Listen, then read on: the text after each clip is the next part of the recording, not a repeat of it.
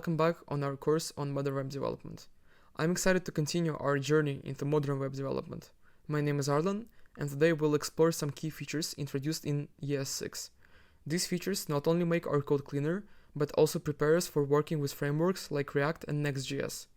ES6 brings many improvements to JavaScript, and by mastering them, you'll be well equipped to build more complex and dynamic applications. So let's get started. First of all, I would love to start with variable declarations, let and const in particular. Before ES6, we used var to declare variables. However, var has some quirks related to scope that can lead to unexpected behavior. So ES6 introduced let and const, which provide better control over variable scope. By looking at our previous lessons, you probably know that let used to declare variables that can be reassigned, and they're also block scoped, meaning the variable exists within the nearest block. Regarding const, they're used to declare variables that are constants. They cannot be reassigned after their initial assignment, and they're also block scoped. Let's explore our first example with let. Let's declare a new variable called count and define a condition. So if true, curly brackets, let count, and let's print our result. So inside block here, we're gonna print outside block.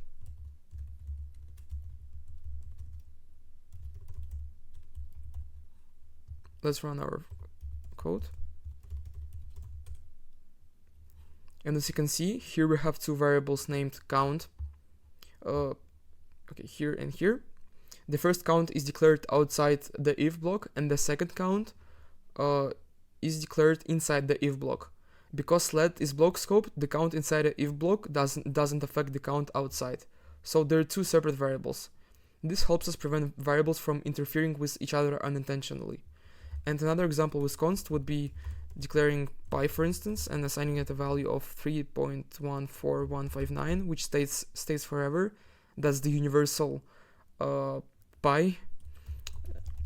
And let's print our results. So the value of pi plus pi. Let's run it here. And yeah, value of pi is equal to 3.14159, etc. So const is used for variables that shouldn't change. As you can see, we used pi because it's not going to change. It is universal. And trying to reassign the const variable results in an error, helping us avoid accidental changes. So the key points are: use let when you expect the variable value to change, use const for variables that should remain constant, and by default, it is a good practice to use const unless you need to reassign the variable in the future. So we finished with the variable declaration, and I would love to move to arrow functions that we already discussed in our previous lessons. They offer a concise way to write function expressions. So the traditional function expression, like the way to write functions, would be just, let's take our add function and assign it a name, pass some parameters, curly brackets, and return a plus b. This is the traditional way, and ES6 introduces new ways to write those functions. So we call them arrow functions. Let's rewrite this to include a new syntax: a, b, return a plus b. And if we want to make it even shorter when the function body is a single expression, we can simply write const add equals to a b arrow a plus b. So now I'm gonna explain. The arrow functions eliminate the need for function keyword, and they use the arrow syntax, as you can see here, which can make the code more concise. And when the function body is just a single return statement, we can omit the curly braces and the return keyword. Now let's explore some examples. I'm gonna give you 3 examples with no parameters, single parameter, and multiple parameters. Now let's run our code. And the outputs as follows: hello, 25, and 20. Also, I would like to mention that about the arrow functions and this binding. So arrow functions do not have their own this binding. they inherit this from the enclosing scope, and this is useful in some contexts but can cause issues if you're relying on this within methods. So some example of potential issue. Let's copy this code here and paste it here. As we can see, we defined a person whose name is Alice, and we try to access this name, and when we call it here, the output is undefined. So once again, in this example, this .name is undefined because arrow functions don't have their own this, and if you need to use this inside an object method, stick to traditional function expressions. Now, as we explored arrow functions, let's move to template literals. Working with strings in JavaScript often involves concatenation, which can get messy. ES6 introduced template literals to simplify this process. So some of the features are they're enclosed by backticks, so those signs. Instead of a single or double quotes as we used earlier, they allow for expression interpolation using dollar curly brackets and expression inside of it, and they also support multi-line strings without special characters. So some of the examples of using string interpolation. The first one is when we declare the name Bob, just for example, and then if we want to write an expression inside of our message. So we don't need to declare anything else or declare new variables. We can simply use the syntax dollar curly brackets and expression here, and it will welcome Bob to our website. Let's actually run it and test it. And as you can see, the output is hello Bob, welcome to our site. So once again, the name with curly bracket and dollar is replaced with the value of the name variable. This makes it so much easier to construct strings with variables and expressions.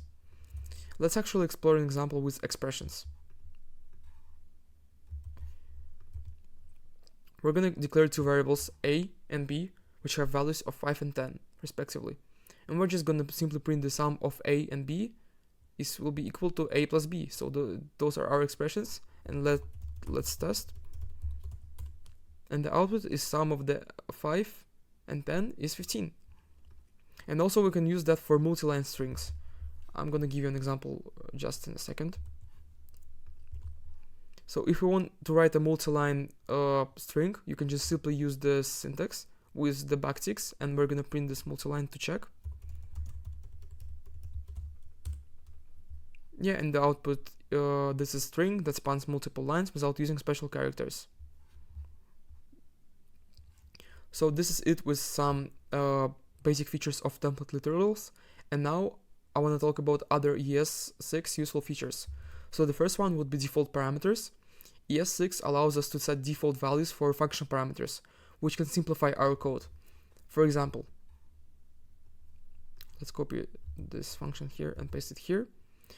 And the explanation is if name is not provided when calling greet, it defaults to guest. So let's actually run it.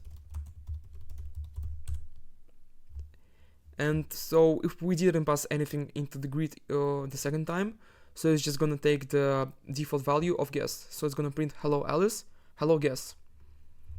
Another one is destructuring assignment. So destructuring allows us to extract values from arrays or objects into distinct variables, making our code cleaner. I'm gonna give you two examples with array destructuring and object destructuring first, and then I'm gonna explain what just happened. Okay, so with the array destructuring, the variables first, second, and third here correspond to the array elements. With objects, the variables name and age match the property names. The third feature I would love to talk about is spread and rest operators. So the spread operator allows us to expand iterables, like arrays, into individual elements, and the rest parameter collects multiple elements into an array. Let's explore spread operator in arrays and spread operator in function calls. I'm going to give you two examples. So the first one is with spread operator in arrays, and the second one is in function calls. And now I'm going to give you another one with rest parameters in functions. Okay, so as you can see, the spread operator expands an array into individual elements, and it's going to output a list of 1, 2, 3, 4, 5. The rest parameter gathers remaining arguments into an array, as you can see here. So let's put this ES6 features into practice with a task. So I'm going to give you a certain code, piece of code. And now you have to rewrite the following function using ES6 features. So first of all, I would love you to convert it to an arrow function and use const for variable declaration. Use template literals to create a greeting message, so create variables first name and last name, and it should output a message like, "Hello John, welcome to the ES6 world." And also use destructuring to extract data from an object. So I'm gonna give you a piece of code here. And you have to simply extract name and city into variables. I'm gonna give you just a second, or like just pause the video and solve it by yourself, and I'm gonna provide you with an example solution. So I'll be right back. Okay, welcome back, and here there's an exercise if you didn't see it, and let's check the solution right now. So let's go back to REPL IT, and here's the solution for task 1. It should output 12 if you used my values. In the task 2, you should output, "Hello John Doe, welcome to the ES6 world." And for the task 3, it should output, "Emma lives in New York." So congratulations, fantastic work today. We've covered several essential ES6 features. Let and const for better variable declarations and scope control. Also, we talked about arrow functions for concise and readable function expressions. We also covered template literals for easier string manipulation and interpolation. And also we discussed default parameters, destructuring, and spread and rest operators for writing more powerful and flexible code. These features are widely used in modern JavaScript development. They'll be especially helpful as we move into working with React and Next.js, where clean and efficient code is crucial.